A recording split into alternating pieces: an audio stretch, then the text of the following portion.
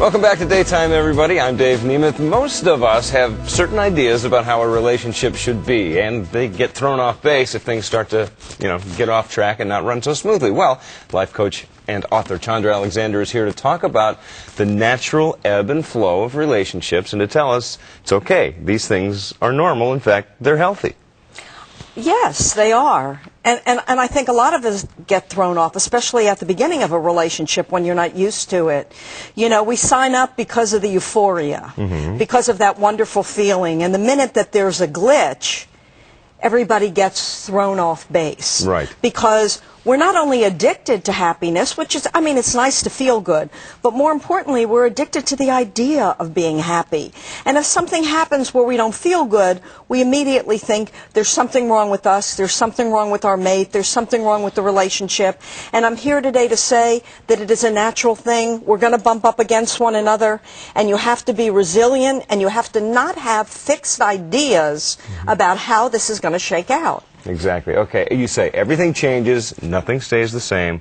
That is the natural way things should go. Yes, everything changes, nothing stays the same. Time doesn't do anything but pass. So what happens over time is things are just naturally going to go like this. Your life, like the stock market, like, Of course. all the things that go up and down. That's just the natural ebb and flow of life. And if you get on a jag where you say, I only want it to be like this, and the minute something changes that doesn't feel good, you fall apart, you're going to sabotage this relationship. And after, like the stock market, if you ride out the ups and the downs, the long-term payoff is almost always there. There you go. You can use that metaphor. Okay, here we go next. Sometimes you will neither love nor like the other person. That's okay, and that's what happens in real relationships. Okay, here's the deal. When you get together, hopefully there's a kind of chemistry there. There's a feeling where you're kind of turned on to the other person.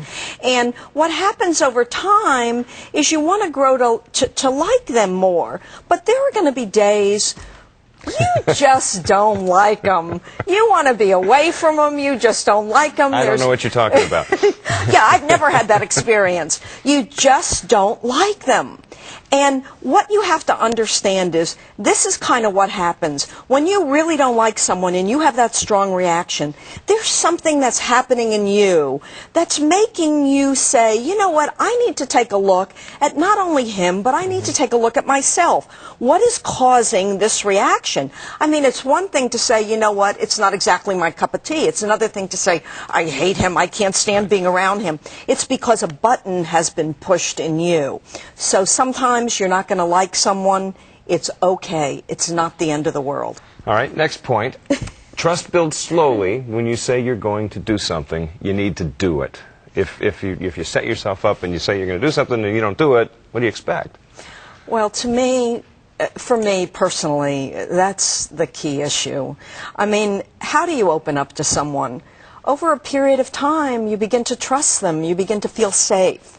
So, to me, it's not necessarily that you do what the other person wants you to do, but it's that you do what you say you're going to do. Right. That someone can count on you. You understand it's so important, and that's what builds trust over time.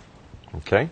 Next point, all couples bump up against each other every now and then, no matter how much they have in common. There's going to be some friction somewhere along the line.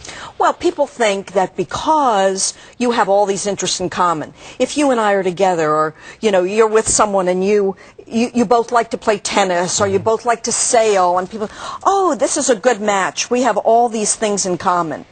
It's not because all of a sudden people's interests are no longer in common that they bump up against one another.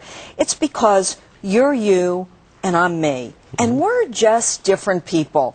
And at some point, you could be fabulous, terrific, do everything I want you to do, pay attention to me 6 days of the week, and you get up on day 7 and you have a headache and you don't pay attention to me, and I think, he doesn't love me, I feel rejected, I don't know if this is the right relationship for me.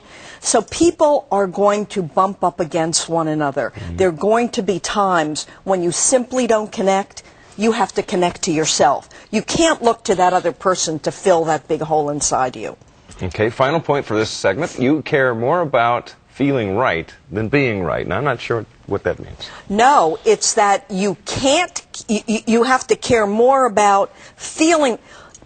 People get hooked on, I'm right. Mm-hmm. And how many times have you had an argument with Nancy? You've been right, mm-hmm. You've proven your point, and you still don't feel very good. I do that a lot. Yeah, me too. I do that a lot. Well, all of us do. So that's about, we care more about initially being right than feeling right. You can't. You have to care more about feeling right than being right. So what if you're right? So what? You can win the battle and lose the war. Of course. You can say, you know what? You can get somebody, if you pummel them long enough, they'll agree that you're right. But you know what? You don't feel connected. The goal is to feel right, to say, you know what, you're right, I made a mistake, and or maybe I was right this time, but you've been right other times. Let's just call it a day and move on, because you want that connection more than being right. Right. Yeah, my dad told me once one of the 5 most important things you could ever say and learn, and words you need to use are, I was wrong, and I'm sorry. You need to be able to do that. Great. Well, good for you. That's right. We're going to take your questions, so if you have a question in your relationship, give us a call at 1-800-664-8808, and we'll talk with Chandra about it. Stay with us.